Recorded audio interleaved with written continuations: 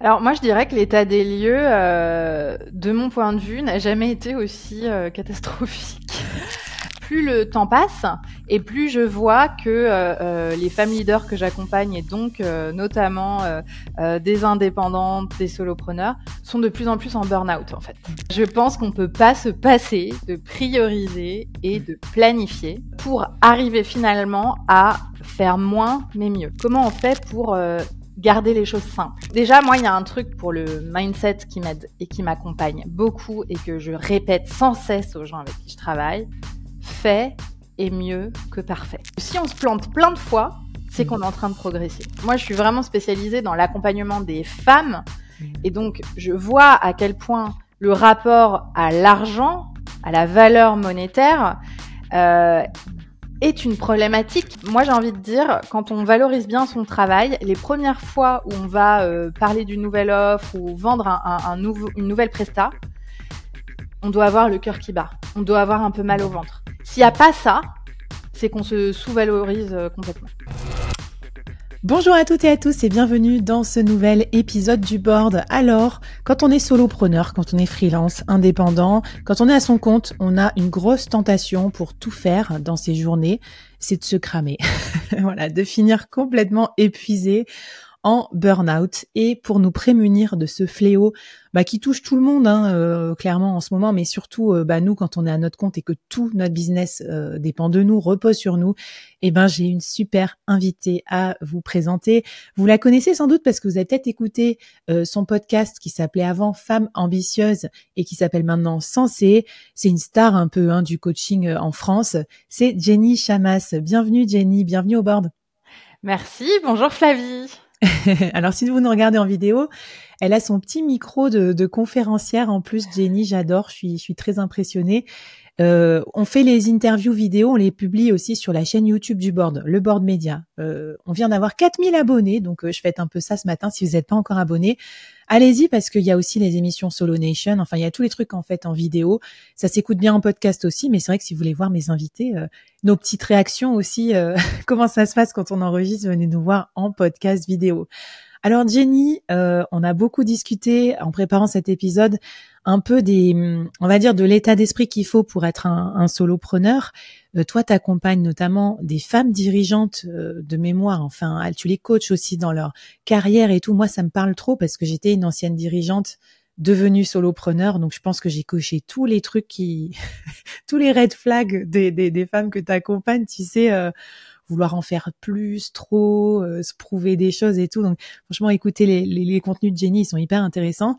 Et là, on a choisi le sujet du surmenage, de vouloir trop en faire parce que, voilà, je pense que ça touche un peu tout le monde. Qu'est-ce que tu constates, toi, en fait? C'est quoi un peu l'état des lieux du côté des indépendants et des entrepreneurs? Alors moi, je dirais que l'état des lieux, de mon point de vue, n'a jamais été aussi catastrophique.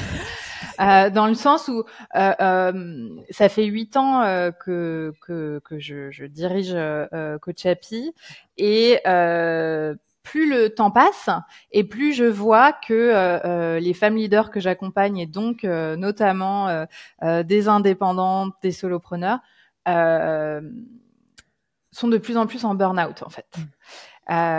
Et je pense que c'est un phénomène de société carrément. J'irais jusqu'à dire ça. Et donc, parce que de mon point de vue, il y a énormément de choses qui se sont accélérées. Et puis, en plus, il y a en ce moment beaucoup d'instabilité. Donc, tout ça cumulé crée une forme de pression qui est à la fois externe, de choses qu'on peut pas contrôler, mais en même temps très interne, et qui amène à l'épuisement, au burn-out, etc. Je suis contente que tu parles de ça, c'est force parce que ce qu'on va voir avec cet épisode, c'est qu'on peut reprendre le contrôle aussi sur certaines choses qui nous paraissent complètement hors de contrôle et je pense qu'il va nous faire du bien. Alors pour la petite anecdote, tu vas trop rire, c'est que moi je suis vraiment un pur produit. À chaque fois que j'ai des invités, vous pouvez me coacher en live parce que je fais tout ce qu'il faut pas. Hier, je me suis fait une nocturne d'enfer jusqu'à 1h30 du matin après avoir gardé mon fils parce que l'école m'a appelé parce que il était malade.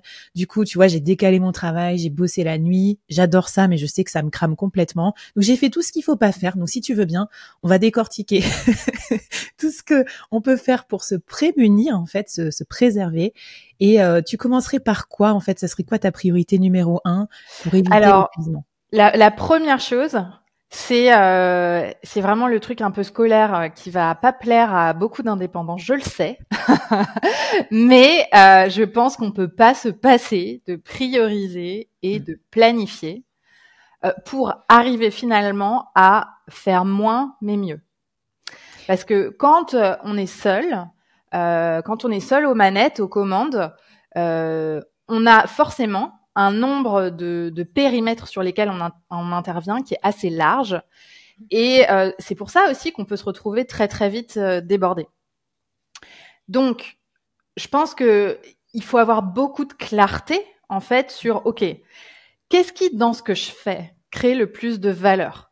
Qu'est-ce qui est vraiment important versus ce qui est nice to have? Donc nice to have, c'est sympa, c'est joli, ça a l'air cool, mais en fait c'est pas essentiel.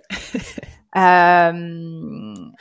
moi, il y a une question que j'adore me poser et je pense, une phrase que j'adore dire, qui me vient justement de mon expérience passée en entreprise, c'est comment on fait pour garder les choses simples, keep it simple, et toujours se poser cette question-là. Donc moi, j'observe qu'il y a beaucoup de solopreneurs et d'entrepreneurs qui se disent bah, c'est bon, moi je m'organise comme je veux, etc. Mais du coup, quand je leur demande ok, mais quelles sont tes priorités, mais pas les 10 priorités, juste 3 priorités, en fait, j'ai du mal à obtenir une réponse claire.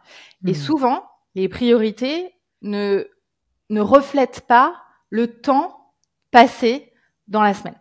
Donc moi, je dirais vraiment, il y a 2 choses à faire. La première chose, c'est de définir ses priorités. Alors les priorités peuvent varier selon les semaines, selon même les jours, selon les trimestres, les années. Donc ça, c'est une question à se poser. Ok, non mais bon, ce mois-ci, c'est quoi mes priorités? Qu'est-ce que je veux accomplir? Et du coup, aujourd'hui, ça donne quoi? C'est quoi ma priorité? Et puis ensuite, le deuxième point que je sais que beaucoup de gens détestent, c'est en fait comment je m'assure que concrètement, ça va arriver. Donc, quand est-ce que je vais le faire, en fait? Et donc là, on en vient à la planification. Et juste une note sur la planification. J'ai été pendant des années un peu une ayatollah de il faut tout planifier. Aujourd'hui, j'ai un regard un petit peu différent là-dessus. Je pense que ce qui est essentiel de planifier, c'est vraiment les trucs ultra importants. Et après le reste, eh ben justement, c'est à cet endroit-là qu'on peut se laisser la latitude de la liberté du soloprenariat, de se dire bon bah j'ai fait ce qui était le plus important et le reste peut-être que je vais m'organiser différemment. Là, je vais pas le faire maintenant parce que ça m'inspire pas, mais je le ferai un petit peu plus tard. Et donc en fait, c'est doser cet équilibre qui est à la fois s'engager envers soi-même pour être sûr que l'essentiel est bien sur la table. Sans s'être cramé jusqu'à 2h du mat. Et puis pour le reste, bon bah on se laisse un peu plus de souplesse, on marche peut-être plus à l'envie, à l'intuition. Voilà. Et forcément, ça résonne énormément tout ce que tu dis. Alors j'ai plein de petites anecdotes à te raconter, à vous raconter aussi. Vous nous raconterez en commentaire d'ailleurs ce que ça vous inspire. Tu vois, moi je teste tout le temps des trucs aussi pour trouver mon modèle. Je pense que je suis quand même mieux organisée que quand j'étais corporate, bizarrement, parce que j'ai compris cette histoire d'énergie en fait, qu'on est vraiment hyper centraux, parce que si t'es fatigué, tu crames une journée et tu ne peux rien faire, tu réfléchis à rien, t'as 12 onglets ouverts dans ta tête, ça marche pas. Alors là, par exemple, moi, je refais du time tracking en ce moment, alors que j'ai plus de mission freelance. Mais c'est pas pour traquer mon temps facturable, c'est pour traquer à quoi j'alloue mon temps. Et je fais des grands blocs, en fait. Moi, j'ai mes 4 piliers de la scalabilité. Donc, j'ai l'expertise, c'est là où je vends mon temps. Je fais du coaching et tout ça. En gros, c'est de l'accompagnement.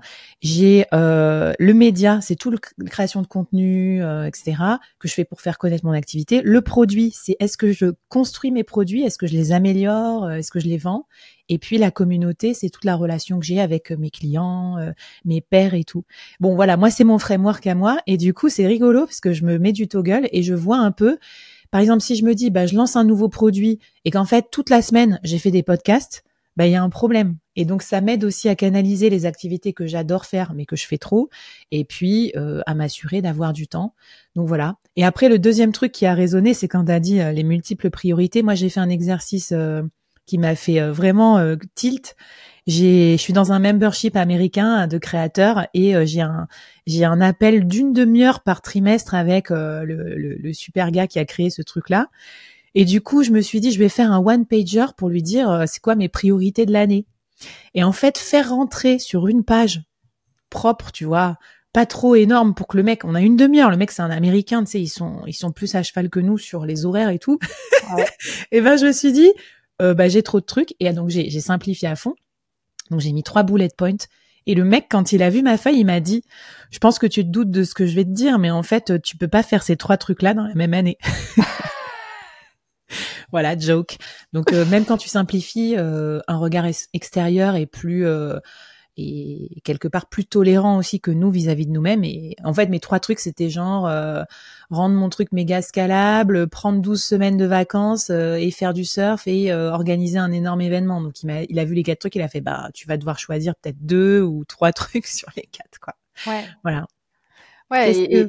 Je pense que c'est une parfaite illustration de qu'est-ce qui est vraiment réaliste. C'est-à-dire que là, ce que tu donnes, en fait, ça te demande beaucoup de temps. Et je pense qu'en fait, il faut vraiment confronter les priorités qu'on a envie d'avoir à la réalité de OK, non mais bon, en fait, j'ai 8 heures par jour. Si je bosse 8 heures par jour, et combien de jours je bosse par semaine, tu vois. Et c'est vraiment se poser des questions ultra pragmatiques, en fait. Parce que sinon, c'est sans cesse des attentes déçues. Donc, on fait à la fois beaucoup, donc on se crame, mais en plus, sans se satisfaire, puisqu'on n'arrive jamais au bout de ce qu'on aimerait faire. Et donc, ça crame émotionnellement. Des 8 heures dans la journée, parce qu'en fait, déjà, moi, mes journées, elles font pas 8 heures. Elles font genre 5 heures, 6 heures, parce qu'après, il y a les enfants, le machin, le sport et tout. Et donc, clairement, je pars sur 2 blocs de temps de 4 heures qui sont complètement faux. Finalement, j'en ai qu'un bloc de temps de 4 heures. Ouais. Et donc essentiel, tu vois, ce pragmatisme. Et je pense que ta technique du time blocking est excellente. Il y a un truc que j'aimerais ajouter sur ce point. Je pense qu'il y a aussi un phénomène de bien connaître son chronotype pour vraiment bien prioriser et planifier. Donc par exemple, alors il y a un bouquin qui s'appelle Quand de Michael Broom, où on peut faire un test en fait sur nos habitudes de vie qui nous donne un éclairage sur OK, quand est-ce qu'on est le plus efficace dans la journée, quand est-ce qu'on cale les rendez-vous avec les autres ou quand est-ce qu'on cale des temps de création. Et je sais que moi c'est quelque chose que je recommande beaucoup, que j'applique moi-même. Moi je suis un lion, je me lève hyper tôt, je fais tous mes rendez-vous le matin et l'après-midi je suis bonne pour créer mes contenus. Je pense que c'est aussi ça, c'est bien se connaître pour adapter ses priorités et son planning à ses besoins en fait. Mais t'as raison, et moi tu sais, je vais même plus loin dans le podcast, je dis aux gens, faut adapter son business model aussi à ce qu'on aime faire. Et tu vois, moi j'aime bien geeker sur des trucs tranquille sans être dérangée la nuit. Donc pour moi un business model de création de contenu, de membership, de formation en ligne, c'est parfait parce que tu vois, c'est asynchrone, voire même écrire des newsletters.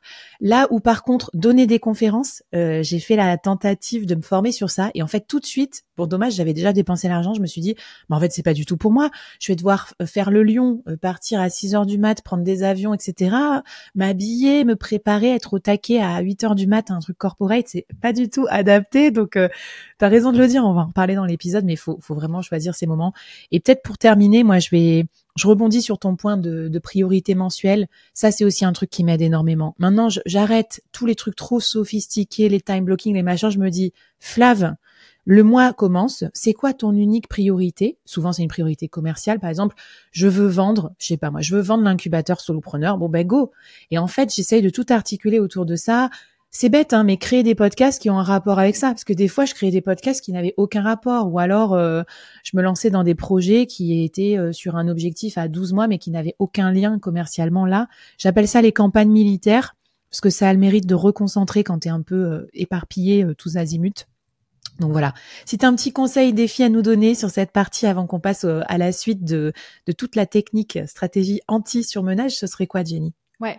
Alors moi, du coup, je donne un défi qui est un exercice là à l'écoute de ce podcast, de se poser 10 minutes et de se poser la question quels sont sur le mois, le trimestre, donc là choisir ce qu'on veut, les 3 priorités qu'on a. Et là, j'ai envie de vous dire, incluez le pro et le perso, parce que souvent on met 3 priorités pro, mais en fait on se rappelle pas qu'il y avait aussi tout le perso. Et de faire l'exercice en suivant, de dire ok, ces 3 trucs, déjà, est-ce que c'est réaliste pour ce mois-là? Combien de temps ça me prendrait? Et est-ce que ce que j'ai planifié ce mois-ci reflète mes priorités? Et si c'est pas le cas, alors il faut changer le planning. Ou alors, il faut peut-être réduire le nombre de priorités. Enfin, là, voilà, ça va être un élément de mesure. Donc, les 3 priorités et le mettre en rapport avec le planning. Hyper intéressant, et c'est vrai que changer son planning, enfin tu vois, adapter son agenda en fonction de ses objectifs, c'est hyper clé. Les Américains, ils disent time is a budget. Donc ça, j'adore aussi, je trouve ça très parlant. C'est comme si tu veux être millionnaire demain, si tu laisses ta thune sur ton compte courant, que tu fais rien, tu fais aucun placement, là c'est pareil, tu vois, tu as ton budget temps, tu le places sur quoi pour que ça te rapporte demain? Où est-ce que ça a le plus de rentabilité? Alors je sais que peut-être t'aimeras pas trop ce mot, parce que quelque part l'obsession pour la rentabilité, c'est ça aussi qui nous fait nous surmener. Mais bon, si déjà ça peut nous éviter de bosser comme un poulet sans tête 70 heures par semaine, on va peut-être faire les choses étape par étape. Et d'ailleurs, en parlant de ça, je te propose qu'on passe à un deuxième conseil qui est fondamental pour les entrepreneurs, c'est comment gérer son perfectionnisme. Allez, la masterclass de Jenny, c'est tout de suite. Bon alors Jenny, gros dossier numéro 2 après les priorités et le temps de travail, le perfectionnisme. Alors là, c'est vraiment, je pense, l'ennemi numéro 1 à abattre chez plein de solopreneurs. Moi, je vois à quel point ça bloque les gens sur, je sais pas, réfléchir pendant 6 mois avant de lancer leur premier épisode de podcast, ne pas oser contacter un client. Quelles sont tes armes fatales pour nous aider à nous départir de ce perfectionnisme? Alors bon, moi en tant que coach, forcément mes armes fatales, elles sont de 2 sortes. La première sorte, c'est vraiment le mindset, c'est-à-dire ce qu'on se raconte. Et la deuxième sorte, c'est les conseils pragmatiques de mise en action. Donc déjà, moi, il y a un truc pour le mindset qui m'aide et qui m'accompagne beaucoup et que je répète sans cesse aux gens avec qui je travaille. Fait est mieux que parfait. C'est pas la peine d'avoir pondu tout le produit avant de le vendre, surtout si c'est un service ou une formation en ligne. Moi, j'accompagne des solopreneurs qui peuvent, par exemple, passer des heures à construire un devis d'une prestation qu'ils ont déjà effectuée par ailleurs pour d'autres clients. Bon, pour moi, ça, c'est du perfectionnisme pur et dur. Ou alors relire 10 fois ses emails, ou ses prêts, etc. En fait, il y a un moment, quand on est entrepreneur, on vit de ce qu'on fait. Donc, posez-vous la question, quand vous passez autant de temps sur un micro-truc, en fait, combien vous gagnez? Ouais. Parce qu'en fait, c'est une réalité très, très concrète. Et surtout, quand on est perfectionniste, le problème, c'est qu'on peut avoir tendance à procrastiner. Or, si on accepte de faire les choses à 80% parfait, ce qui en général fait gagner la moitié du temps, c'est-à-dire qu'on divise le temps par 2. Ouais, c'est le dernier kilomètre qui est horrible en fait. C'est là que exactement. Quand on fait ça, on a le temps de tester beaucoup de choses et donc de s'apercevoir très vite qu'est-ce qui fonctionne moins bien. Et en fait, pour moi, c'est la clé du succès. C'est-à-dire que si on se plante plein de fois, c'est qu'on est en train de progresser. Alors, et pour se planter plein de fois, faut pas être perfectionniste. Ce que tu dis, ça me fait trop penser. J'ai invité Aline The Bee Boost aussi dans un épisode. On a parlé du mindset pour faire 1 million. Et en fait, il y avait vraiment la notion de gérer l'échec complètement différemment, c'est-à-dire presque de le rechercher. Ouais. Et je pense que ça peut être une astuce. Alors moi, je suis pas perfectionniste, mais je suis quand même bonne élève. Donc c'est quand même un peu un dérivé, non? Comment tu qualifierais ça?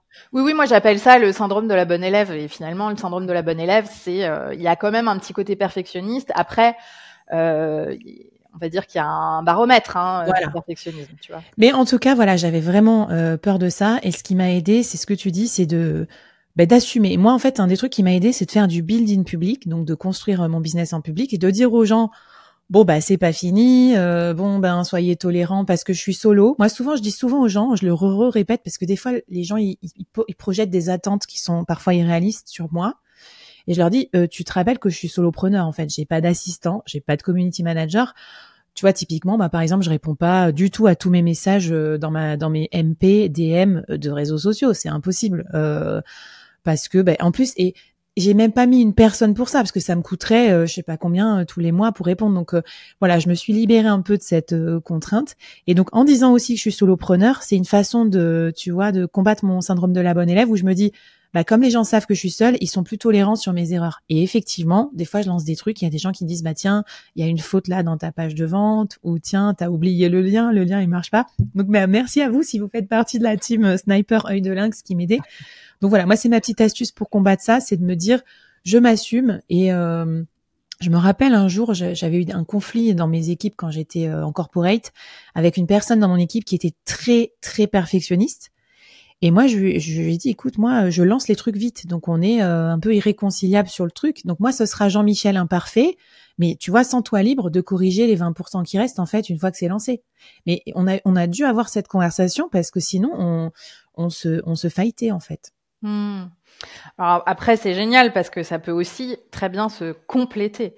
Donc, il faut tout pour faire un monde. Mais ce qui est sûr, c'est que je pense que le perfectionnisme, c'est quand même issu d'une construction sociale. Donc, ça s'en va pas en 2 minutes. Mais quelque part, je pense qu'il faut célébrer.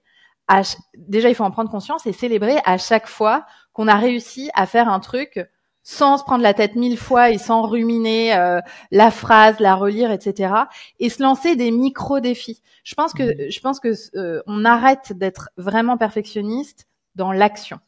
Donc, c'est vraiment un truc de se dire, OK, c'est quoi mon objectif? À quel point il est important pour moi, cet objectif? Et est-ce que je suis prête à lâcher sur certaines choses pour l'atteindre? Et donc, plutôt que d'essayer de corriger un défaut qu'on peut avoir, on va se concentrer sur ce qui nous fait rêver, en fait, ce qu'on veut atteindre. Et si on sait que le perfectionnisme, en fait, c'est une barrière, ça nous empêche, ça nous ralentit, alors là, ça devient intéressant d'aller se challenger. Et moi, il y a un truc en fait, quand j'étais solopreneur, avant d'avoir une équipe, et c'était pendant le Covid, j'avais beaucoup moins de temps parce que j'avais beaucoup de boulot. Mon business a explosé à ce moment-là. Mais j'avais mes enfants à la maison. Mon mec, il travaillait comme un malade. Et donc, on se donnait des tours de garde. Et donc, je travaillais 60% du temps habituel. Mais sauf que j'avais exactement le même nombre de choses à faire et que moi, j'avais quand même le sentiment d'avoir déjà réduit à l'essentiel. J'ai appliqué un truc que je conseille à tout le monde parce que ça a marché. En fait, je me suis dit, OK, j'ai pas le choix. Je peux pas enlever des trucs parce que j'avais déjà réduit à l'essentiel. Et donc, ce que j'ai fait, c'est que tout ce qui pouvait se faire en 2 fois moins de temps, j'ai coupé dans mon agenda et j'ai dit, le mail, habituellement, je prends 1 heure pour l'écrire, là, je vais prendre 30 minutes. La réunion, qui doit durer 45 minutes, en fait, elle va prendre 20 minutes, des trucs comme ça.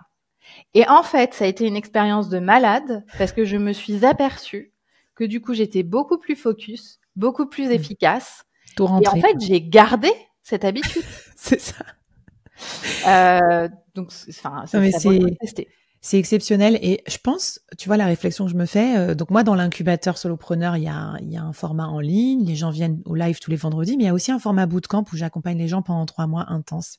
Et je pense que c'est pour ça que j'aime bien cette pédagogie.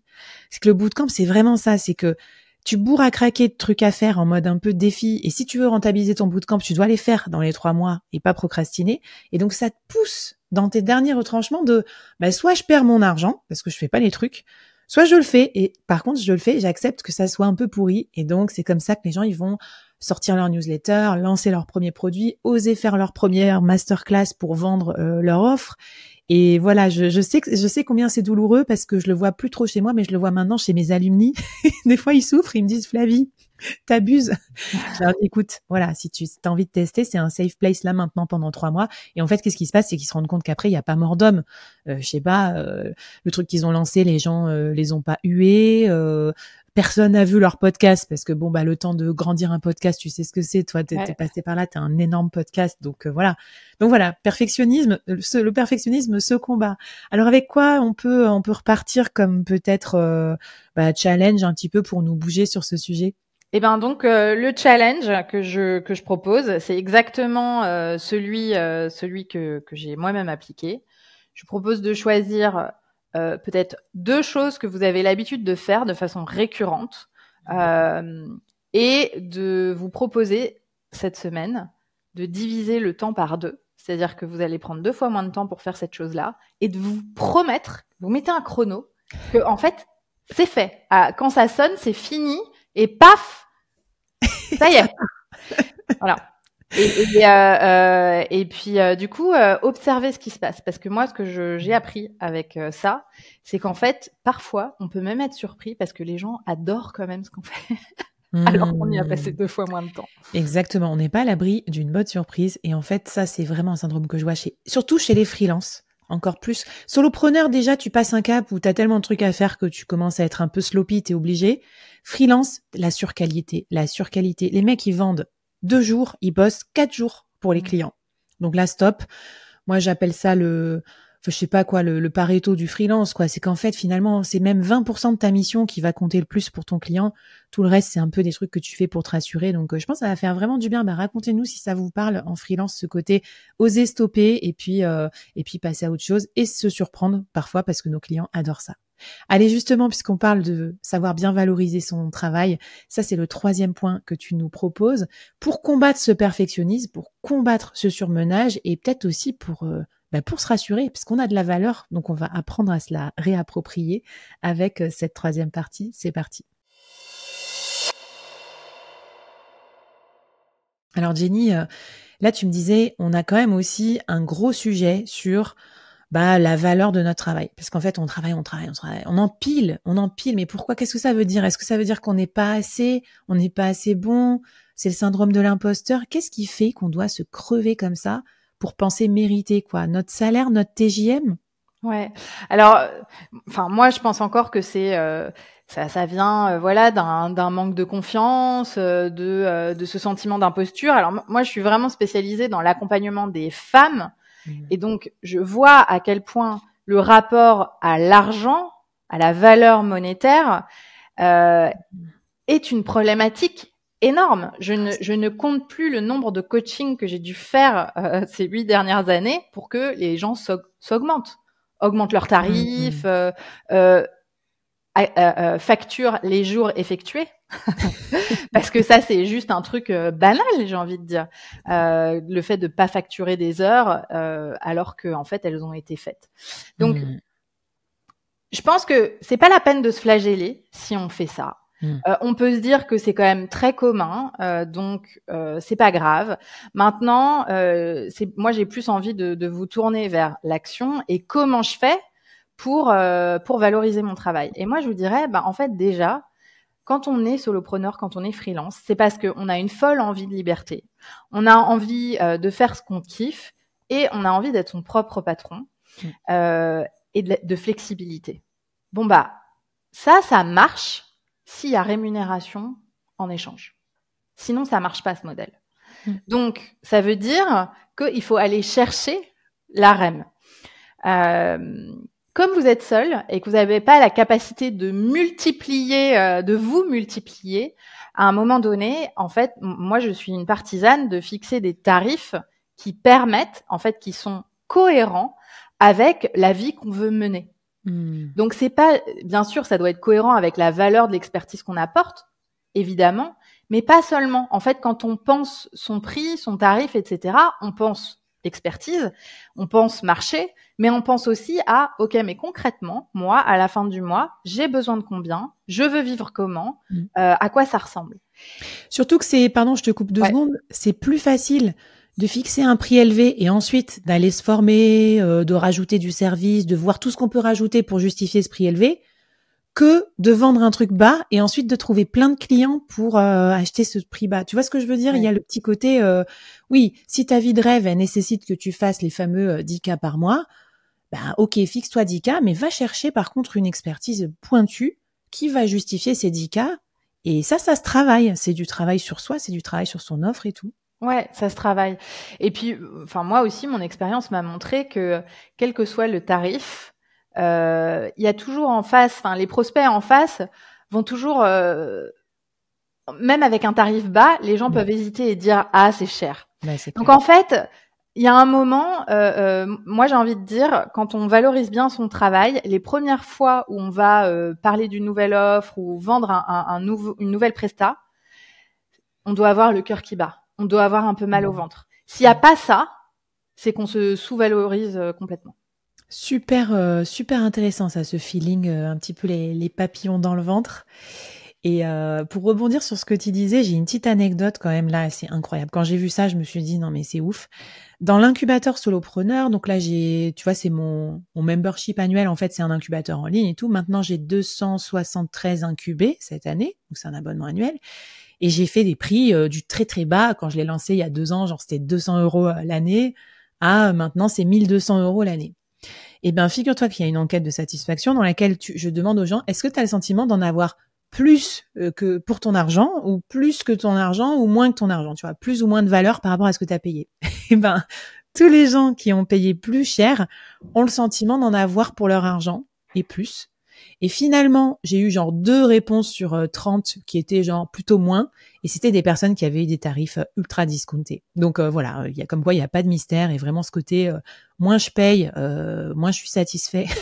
On le voit vraiment chez les clients problématiques. Plus je suis exigeant, parce qu'il faut pas perdre de vue que aussi quand on paye un service digne de ce nom, mais quand on paye cher, ça va avec une confiance. C'est-à-dire qu'on donne notre confiance en se disant bon, je vais m'offrir un service de qualité.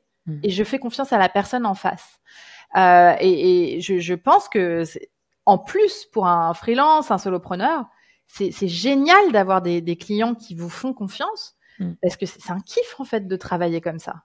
Donc c'est vraiment pour moi un cercle vertueux qui nécessite voilà de travailler sur soi. Nous on a chez Coach Happy une formation en ligne qui s'appelle Savoir vendre sa valeur professionnelle. C'est vraiment c'est 6 semaines pour se former et apprendre à se valoriser, que ce soit à la fois d'un point de vue mindset, émotionnel, mais aussi très concrètement pragmatique quoi. Quel prix, comment je me vends, qu'est-ce que je dis ? C'est hyper complémentaire, et d'ailleurs il faut absolument que je te pose une question, Jenny, c'est comment on fait justement pour ne plus vendre son temps? Parce que tu sais, moi, c'est mon gros credo. Enfin, au début, tu vends ton temps parce que tu sais pas ce que tu vends. Après, je conseille de faire des offres, des produits, de décorréler, parce que je trouve que c'est très pernicieux ce côté. Bah, du coup, sinon, plus je bosse, plus je gagne d'argent. Donc forcément, je finis en burn-out, quoi, parce que je dis oui à tous mes clients. Est-ce que tu aurais un petit conseil à nous donner pour qu'on arrive à faire un shift mental sur ça? Oui, bah alors pour moi c'est vraiment en tout cas moi c'est comme ça que je l'ai appliqué en tant que coach, donc j'aurais pu vendre mon temps, mais moi j'ai toujours vendu des programmes en fait et des forfaits. Et donc en fait la façon dont je vois les choses, c'est que ce que je vends, c'est une proposition de résultat avec des moyens mis en œuvre, sans parler de temps passé. Et donc, et d'ailleurs, mon assistante qui est freelance, c'est un peu ce qu'elle fait aussi avec moi.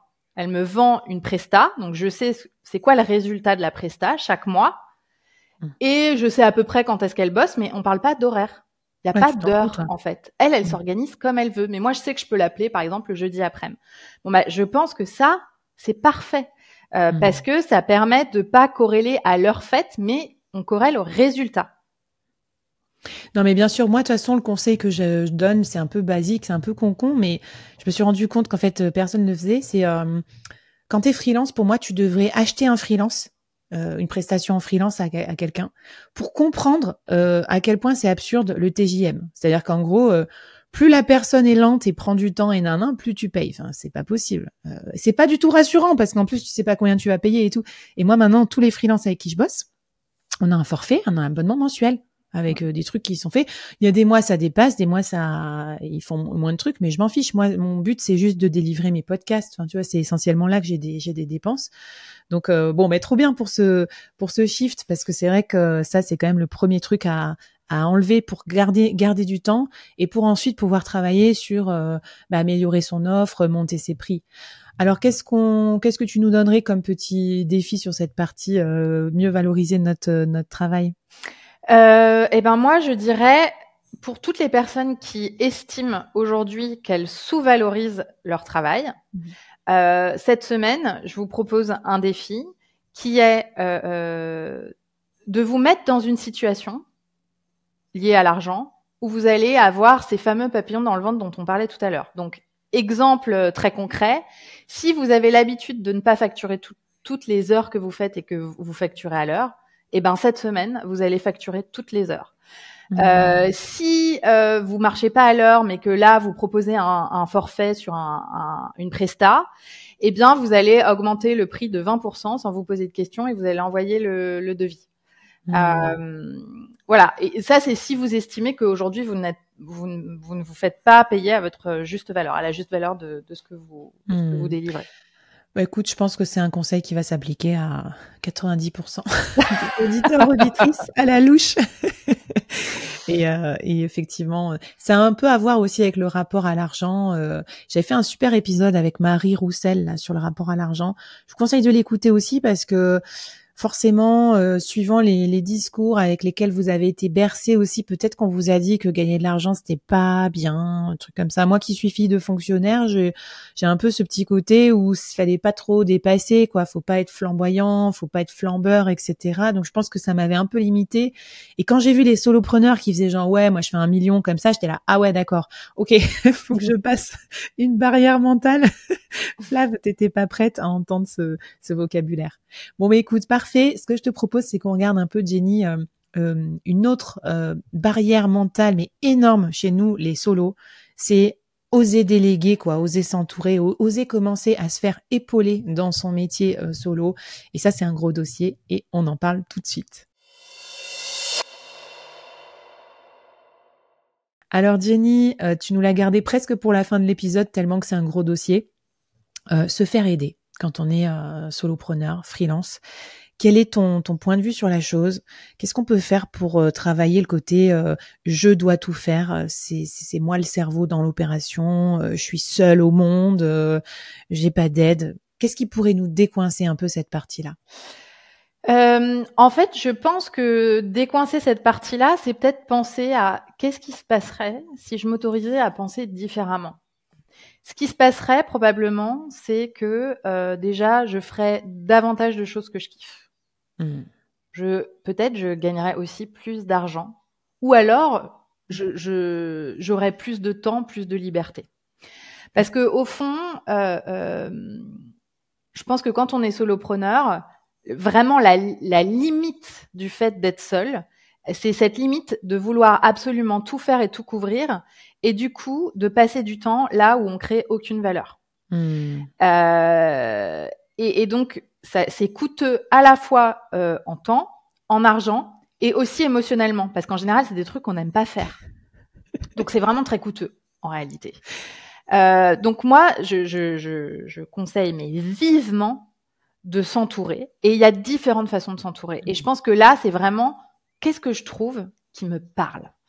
Est-ce que je m'entoure d'un écosystème d'autres solopreneurs, et quand je travaille sur une presta, en fait, je ne fais que ce sur quoi je suis bon, mais en fait, du coup, je fais travailler un pote et on fait la presta ensemble.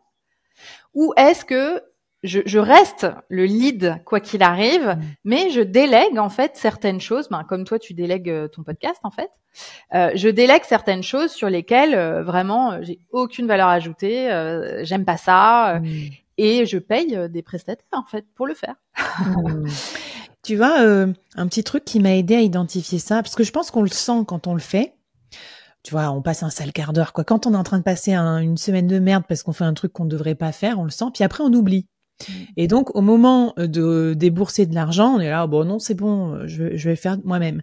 Et moi, un petit truc, tu vois, mon time tracking, j'ai un hashtag délégable. Et dès que sur le moment, je fais un truc merdique, je me dis, mais je devrais pas faire ça, je ne sais pas comment on fait et tout. Je mets hashtag délégable. Comme ça, tête reposée, un mois plus tard, je prends mon toggle, je regarde délégable et là, je prends cher parce que un mois, j'avais fait ça et j'avais compté 39 heures de trucs délégables. Donc, j'ai pas forcément délégué les 39 heures parce qu'après, il faut trouver la bonne personne pour chaque truc. Tu vas pas prendre 14 freelances d'un coup et tout, mais et c'est là que j'ai commencé à travailler avec Ambre, mon assistante virtuelle. C'est à peu près 10 heures par mois, mais ça m'élague une grosse partie des choses. C'est énormément de valeur ajoutée. Voilà. Donc aussi, peut-être pour les freelances qui nous écoutent, qui se disent, parce que des fois, on va des discours un peu passés que moi, j'aime moyen en mode, si tu délègues pas, t'es un gros naze et tout. Déléguer, ça coûte quand même cher. Faut peut-être un peu scaler avant de se permettre d'avoir des grosses équipes. Mais donc, il y a des façons de déléguer, pas cher, des petits forfaits. Par exemple, 5 heures par mois, 10 heures par mois, ou bien des Done with you, un petit peu des séances. Moi, j'ai pris ça, tu vois, stratégie SEO, une demi-journée de travail, ça m'avait coûté moins de 1 000 euros, tu vois. Et du coup, c'est des petites enveloppes que tu peux te permettre et déjà, tu respires un peu, quoi. Ouais. Comment tu te rappelles, toi, au début, quand t'étais passé de solo à équipe, qu'est-ce que t'as fait? T'es passé par quelles étapes? Moi, et c'est justement ça dont je voulais parler. Moi, je crois que c'est vraiment, en fait, la première marche la plus dure. Et donc, c'est pour ça que ton conseil de commencer petit est un excellent conseil. Et donc, moi, j'avais commencé par prendre une assistante virtuelle 10 heures par mois. Et donc, cette première marche, et donc c'était notamment pour le podcast, pour quelques publis sur les réseaux, la première marche avait l'air d'être une énorme marche. Je fais ce truc et au bout de 2 semaines, je lui dis non mais en fait je te file 25 heures. Finalement on a fini par bosser 5 ans ensemble et elle a fait plein d'autres choses. Mais ce que je veux dire c'est que ça permet déjà aussi de se tester et de quel type de format on a besoin. Est-ce que voilà l'assistante virtuelle c'est un bon truc ou alors au contraire on préfère ce que tu proposais, un peu ce partnership sur un sujet qui nous lance sur une façon de faire, etc. Et donc, tester, ça permet de le faire à petit budget et de s'essayer à ça. Et en fait, et ça c'est aussi l'âme d'être entrepreneur, c'est en fait, faut tester pour voir. Et si on est en train de se cramer, le jeu en vaut peut-être la chandelle de tester. Oui, parce que on crée une forme de dette. Et beaucoup de solopreneurs en parlent de ça, notamment Aline Bartoli, on en parlait tout à l'heure. Elle a payé cher en fait le fait de faire beaucoup de choses toute seule et elle disait qu'elle a mis à peu près genre 2 ans ensuite à combler sa dette de tout quoi, process, fatigue, épuisement, parce que voilà, on fait le surhomme pendant un petit moment, puis au bout d'un moment ça revient. Alors une autre question pour toi, Jenny, c'est tout à l'heure je disais le temps est un budget, mais bizarrement j'ai remarqué que les gens ont du mal quand même. Le budget n'est pas miscible. En gros, quand tu leur dis, si tu payes 10 000 euros pour ça, tu vas récupérer ta vie, quoi. Tu auras du temps, tu verras tes enfants. Souvent, ils ont du mal quand même à lâcher l'argent pour racheter du temps ou pour racheter de la sérénité. Comment ça se fait qu'on bloque comme ça sur des investissements financiers alors même que c'est ça qui nous permettrait de ne pas être en surmenage avec tous les coûts indirects qui seront bien supérieurs si on finit en burn-out, en fait? En fait, moi, je pense que ça tient à 2 choses. La première chose, c'est le rapport à l'argent. Donc, en fait, être en paix avec l'argent et savoir que l'argent, c'est de l'énergie. Ça va, ça vient. Quand on est solopreneur, freelance, on se rend compte avec le temps qu'on est capable, en fait, d'en faire venir. Oui. Et du coup, en fait, c'est une énergie qui se partage. C'est-à-dire que si on n'arrive pas à aussi payer, c'est difficile de faire venir. Donc, pour moi, il y a vraiment un truc de, OK, ça doit circuler. Et puis, du coup, je perds mon deuxième point. Donc, le premier point, c'est vraiment le mindset. Donc, accepter, en fait, d'avoir un rapport apaisé à l'argent. Et puis, la deuxième chose, c'est que c'est pas parce qu'on est seul qu'on ne doit pas investir. En fait, si on interroge des entrepreneurs et des solopreneurs à succès, c'est-à-dire qui ont pas mal d'expérience, ont eu plein d'échecs et des succès, parce que à succès ça veut rien dire. C'est ça. Ils diront, en fait, c'est les investissements qui m'ont fait le plus peur, qui m'ont fait le plus grandir. Moi, je sais que à chaque fois que j'ai des personnes au téléphone pour faire un coaching avec moi, mais elles flippent à fond de dire allez, j'investis en moi. Donc là, j'investis dans mon bien-être, j'investis dans mon leadership, j'investis dans ma valeur. C'est hyper dur. Et à la fin, elles me disent oh, mais pourquoi je l'ai pas fait avant? Mais j'ai tellement bien fait. Donc en fait, c'est vraiment, il faut savoir, c'est difficile en fait d'investir en moi, soi. je me faisais la réflexion que peut-être c'est un vestige aussi de notre vie de salarié. Tu sais, on a des mues un peu comme ça, on laisse des pots derrière nous. Donc le 9 to 5, c'est vendre son temps, etc. Le côté un peu servile des fois qu'on a avec nos clients, alors qu'en fait on devrait leur parler d'égal à égal, c'est la relation manager-manager et tout. Et une des dernières pots, je trouve, c'était ça, c'est investir sur sa propre formation, parce qu'en corporate, en fait, on nous paye nos trucs, après on râle, on est d'accord ou pas d'accord, on dit j'ai pas assez de formation ou j'en ai trop. Mais moi, quand j'ai commencé à payer en fait 4 000, 5 000, 6 000 euros pour me former, là je me suis dit ok c'est bon, je suis une vraie entrepreneur, je prends en charge mon propre truc. Et voilà, ça y est, bye bye la vie de salarié. Plus personne ne va s'occuper de moi. Donc en fait, c'est le livre dont vous êtes le héros, quoi. Si tu stagnes en compétences, ben c'est mort, quoi. Ouais. Ouais. Et puis je pense qu'il y a un autre truc qui est important à avoir en tête. Quand on est en surcharge de travail et que donc on a du mal à dire allez j'investis pour avoir un peu de temps, on ne mesure pas à quel point le fait de regagner du souffle et du temps peut avoir un impact extrêmement positif sur le business. Parce que on va avoir beaucoup plus de recul, beaucoup plus de clarté, on va être beaucoup plus créatif et donc ça va forcément venir nourrir le business. Sauf que tant qu'on l'a pas fait, on a du mal à y croire. Au début, ça rajoute un peu. Ça rajoute une incroyable. petite charge de prendre une demi-journée par semaine pour se former, par exemple. Oui, mais c'est aussi un espace de où il y a de l'enthousiasme, il y a la vision des possibles et en fait on a besoin de ça pour continuer sur le long terme parce que c'est pas un marathon en fait hein. C'est comme quand de long terme. C'est comme quand les gens me disaient mais t'as été salarié diversifié, mais comment tu faisais pour avoir ton taf la journée et ton podcast le soir? Et moi je disais ça me reboostait tellement en motivation qu'en fait, je m'en foutais de bosser 2 heures de plus par jour sur mon podcast, mais c'était la folie, j'adorais. Et donc, voilà, c'est ce que tu disais, c'est pas 2 heures de temps perdu, c'est peut-être 8 heures d'énergie gagnée. Hyper intéressant. Et peut-être un dernier sujet que je voulais tacler avant qu'on termine l'épisode avec ton dernier conseil, c'est l'investissement dans la sphère perso. Et ça, alors, faudrait que j'en parle à l'occasion, mais on dit, il y a un peu ce mythe du self-made man, woman, où on serait tout seul, solopreneur, comme ça, on ferait tout seul. Moi, je m'entoure énormément de mes pairs. Je suis dans des communautés, j'achète des bootcamps, je me forme, j'ai mon propre incubateur, j'ai ma propre équipe de freelance. Et j'ai aussi, dans ma sphère perso, beaucoup d'aide. Donc, par exemple, un des premiers trucs que j'ai fait quand j'étais en société, c'était prendre des CESU, des chèques emploi-service pour intensifier les travaux ménagers, le jardin, la garde d'enfants, etc. Je sollicite les grands-parents, enfin ils sont pas proches de moi, mais pour partir en vacances et tout. Et je pense que je ferais rien sans ça. Si j'avais pas cette soupape de sécurité dans ma vie ménagère, un peu de maman, et ça, toi qui as beaucoup de femmes, je pense qu'aussi les femmes prennent cher pour ça parce qu'elles ne lâchent pas assez leur entre guillemets le côté charge mentale perso. Donc qu'est-ce que t'en penses? Ouais, je pense que c'est essentiel.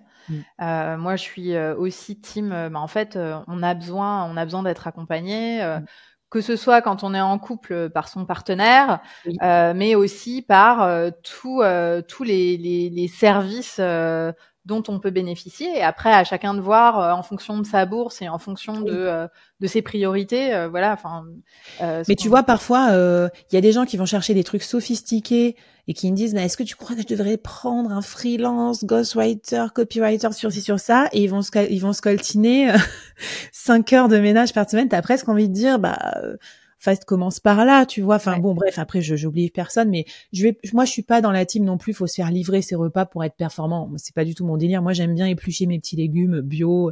Au contraire, c'est un moment où je me calme et je fais pas de business. J'écoute des podcasts culturels et ça, je l'externaliserai jamais. Et d'ailleurs, il y a un des Américains que je suis, la Creator Science, qui dit ça. Il dit, un gourou de la productivité lui a dit, mais tu devrais pas tondre ta pelouse aux US, attends, tondre ta pelouse, ça coûte 10 balles, tu prends un mec Et il a dit, mais si, je continue à tondre ma pelouse parce que c'est un truc méditatif où en fait, je pense à ma vie et tout. Et c'est un moment que je veux absolument garder dans ce chaos où tout va trop vite, comme on le disait en intro, quoi. Ouais. Non, mais complètement. Je pense que, en fait, il faut, si on peut, se délester de tout ce qui nous prend du temps et qu'on n'aime pas faire. Voilà, c'est ça. Voilà. Et on garde le reste. Vraiment, qui est une charge, quoi. Bon, ben, trop bien. Donc, qu'est-ce qu'on fait? Un petit audit, des trucs qu'on peut déléguer? Par quoi on clôture Complètement. comme Je exo? pense que l'audit des choses qu'on peut déléguer et peut-être ici, sans pression, c'est bon, on fait l'audit des choses qu'on peut déléguer, on choisit un truc et on teste. Même si Oui. c'est juste une chose qui est pas énorme, c'est pas grave, juste pour voir. J'adore. Allez, j'achète et puis je vous glisserai dans la newsletter un petit tâche que j'avais fait. J'avais fait les 100 tâches à déléguer en freelance. J'avais fait ça à l'époque que j'avais bossé avec Fiverr sur un sujet. Qu'est-ce qu'on peut déléguer et tout. Donc je vous glisse cette petite ressource comme ça. Si vous n'avez pas d'idées ou si vous voulez voir en plus peut-être des idées, vous pouvez les checker. Et puis je te propose, Jenny, qu'on termine avec le gros dossier. Avoir le droit de se reposer en freelance ou solopreneur. Allez, c'est parti.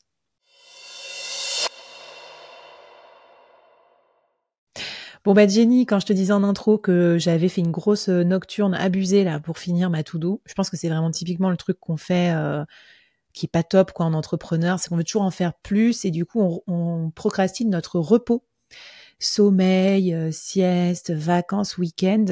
Est-ce que tu peux nous donner un peu de contexte pour qu'on arrive à se reposer en fait? Parce que cette vie elle est trop fatigante sinon. Ouais. Alors déjà, je voudrais dire que pas d'autoflagellation. Je pense que une grande majorité de gens ont énormément de mal à se reposer, notamment parce qu'on vit dans une société qui promeut l'ultime productivité, où chaque chose qu'on fait, que ce soit dans la sphère professionnelle ou personnelle, doit valoir le coup, quoi. Sauf que l'humain n'est pas du tout programmé pour ça. Et que si vous prenez un peu d'âge, moi je viens de passer la quarantaine, vous vous rendez très vite compte que ça ne peut pas fonctionner comme ça sur la durée. Et donc, et je ne le souhaite à personne. En fait, le repos, c'est pas un truc qu'on mérite. Le repos, c'est nécessaire. Nos cellules ont besoin de se régénérer pour y voir clair et pas avoir de brouillard mental. Donc, en gros, pour bosser, on a besoin d'avoir dormi. Je veux dire, tout ça, ça a l'air comme ça complètement basique ce que je dis, mais je pense qu'on a collectivement oublié que c'était le cas. Donc déjà, ça c'est un préambule. Après, j'ai bien conscience que c'est de plus en plus difficile. Et moi, je coach énormément sur le sujet. Des femmes qui me disent non, mais je sais que là, je dois me reposer. Là, j'avais 2 heures pour moi, mais je me suis rendu compte, j'ai pas réussi à me reposer. J'ai quand même géré plein de trucs qui traînaient à la maison. Et puis finalement, je me suis dit quand même, j'allais pas ne rien faire pendant 2 heures. Donc, je suis allée faire du sport. Et puis finalement, j'ai pris mon bouquin et j'ai lu parce que sinon, je me sens coupable. D'accord. Moi, j'ai envie de vous dire, posez-vous. À la façon dont vous voulez. Donc, est-ce que pour vous, vous reposer, c'est-à-dire c'est travailler 4 jours par semaine? Est-ce que c'est prendre plein de vacances? Est-ce que c'est faire une sieste dans votre journée de travail? Que sais-je? Je ne sais pas. Chacun trouve son compte. Mais je pense que quand on n'a pas eu l'habitude de le faire, il faut être conscient que ça va être au début extrêmement inconfortable. Moi, je me rappelle être passée donc, mon ambition il y a quelques années, c'était il y a 4-5 ans, c'était de passer à la semaine de 4 jours. Je bossais 5 jours, je voulais passer à la semaine de 4 jours. Et en fait, j'ai commencé par enlever une demi-journée par semaine parce que je savais que ça allait être dur. Et donc, j'avais cette demi-journée planifiée, j'avais aucun rendez-vous, j'avais bouclé ma semaine et je m'observais, genre, être devant mon ordinateur non, mais là, je pourrais faire quelque chose. Et oui, évidemment, je pourrais faire quelque chose. Et en fait, ça m'a pris peut-être 2 mois avant de vraiment commencer à apprécier ce temps où, en fait, je pouvais chiller, j'allais juste marcher dans mon quartier, dans le parc, boire un café.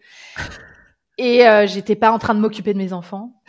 Mais je suis passée par les jambes qui bougent et qui veulent pas, et les doigts qui tremblent. Je suis passée par la culpabilité, mais merde, t'es chef d'entreprise et t'es en train de prendre ta demi-journée, mais qu'est-ce que tu fous? Et en plus, c'est même pas pour faire un truc genre une formation ou un truc utile.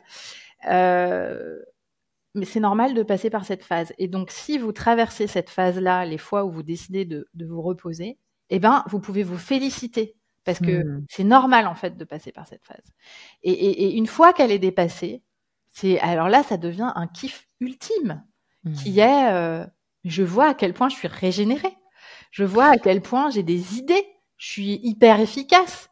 Donc, C'est ouf. c'est vraiment hyper important. Mais tu vois, en plus, je pense que c'est fondamental pour. Alors moi, mon obsession, c'est ça. Pour changer de business model, c'est de contraindre le temps. Parce que je dis aux gens, premier conseil que je dis, c'est ne vendez pas toutes vos journées et ne vendez même pas 4 jours. Vendez genre 2 ou 3 jours max.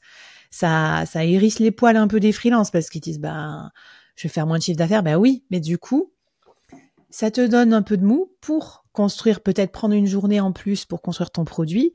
Et moi, franchement, sans cette contrainte de temps, je n'aurais pas accompli tout ce que j'ai fait d'un point de vue créatif. Et donc, je me reconnais un peu dans ce que tu dis. Bon, je pense que je suis pas au stade où je profite encore. Moi, j'essaye de me forcer à pas faire de trucs de temps en temps, mais ça reste quand même très dur. Mais néanmoins, c'est ce qui m'aide aussi à me dire, OK, en fait, c'est pas normal d'assumer tous les rôles à ce point. Tu vois, faut aussi que tu délègues plus, faut que tu ailles un petit peu plus loin, que tu laisses un peu plus les rênes, etc. Donc voilà, grosse transition pour moi. Et aussi un petit point, on avait fait une opération cet été dans l'incubateur, c'était été mental d'acier. Au fait, c'est plus santé, méditation et tout, parce que vraiment, je me suis rendu compte que personne ne faisait de pause, personne ne prenait soin assez de sa santé. Et notamment, il y avait un live sur le sommeil qui m'a énormément marqué. Et donc, j'ai tenté une petite expérimentation de faire une micro-sieste le midi, alors que je suis pas du genre sieste parce que je suis obsédée par la productivité. Et ben, ça m'a fait vachement de bien. Et donc, je le garde de temps en temps. C'est en gros 20 minutes, tu vois, le midi. Et quitte à le programmer, en fait, et surtout dans les journées où, en fait, t'es débordé, parce que bah, c'est des journées où tu commences à faire un peu n'importe quoi avec la pression. Donc voilà, je sais pas si après, toi, tu as d'autres conseils Oui. pratiques ou d'autres activités qui se prêtent bien à notre quotidien de solo. Je crois que toi, tu fais pas mal de yoga Ouais, aussi. alors moi, je fais beaucoup de yoga, de la méditation, et je Hmm. dirais, donc en fait, le truc, c'est que le repos, c'est aussi simple qu'une petite pause dans la journée, hein. Ouais. Parfois, c'est pas un grand temps.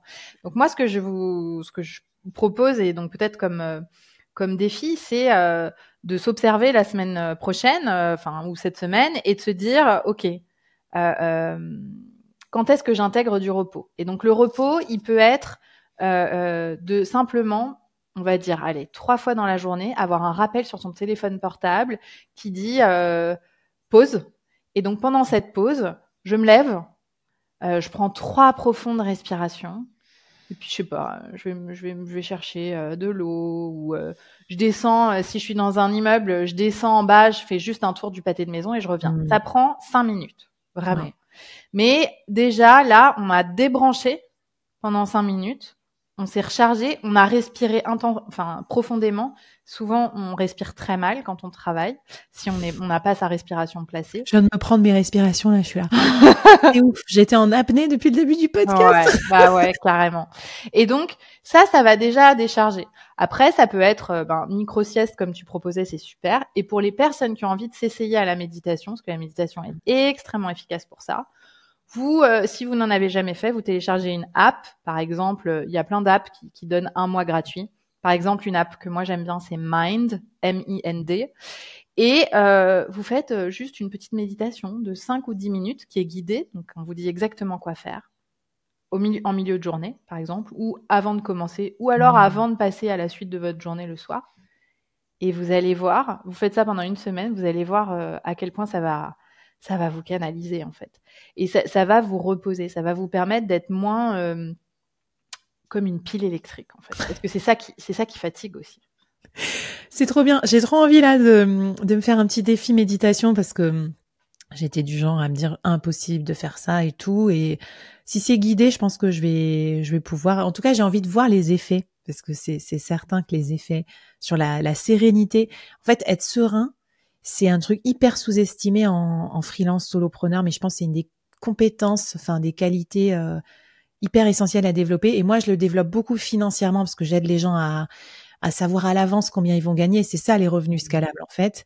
Mais je crois qu'il n'y a pas que ça. Parce qu'une fois qu'on a dépassé ça et qu'on est en sécurité financière, il y a une autre forme de sérénité à choper. Et je pense que la méditation pourrait effectivement aider.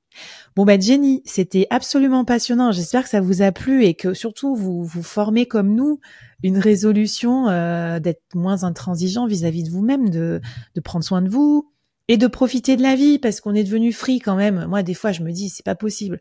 Pour être libre, et puis on se fourgue tout un tas d'obligations et tout et on s'épuise. Donc non, on arrête. Jenny, où est-ce qu'on peut te retrouver, te lire, écouter tes conseils pour continuer aussi, parce que c'est sûr que c'est pas un épisode d'une heure qu'on va en continuer, mais je pense qu'on peut continuer le coaching avec toi avec aussi tous tes contenus. Alors, vous pouvez me trouver donc sur le podcast Sensé. Donc, Sensé, c'est SENSEES. Sur toutes les plateformes d'écoute.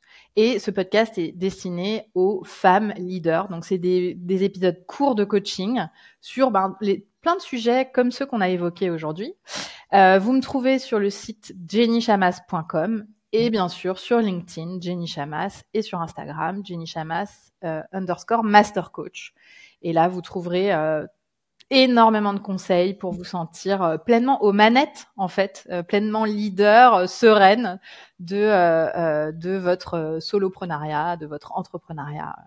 Et je serais ravie de vous répondre à vos questions. Merci infiniment et bravo aussi Jenny pour ta trajectoire, parce que c'est toujours plaisant de rencontrer des personnes qui ont commencé solo, qui ont scalé, qui ont développé un super business et aussi en plus abordable et sereine que toi. Ça donne des rôles modèles aussi, tu vois, où on n'est pas dans le côté j'ai construit un empire mais je suis complètement cramée, je vois plus mes enfants. Je pense que c'est pas la vie qu'on veut ici si on écoute le board. Merci à toutes et à tous de nous avoir écoutés et à très bientôt dans les prochains épisodes. Salut les solos, salut Jenny, merci. Merci Flavie, au revoir.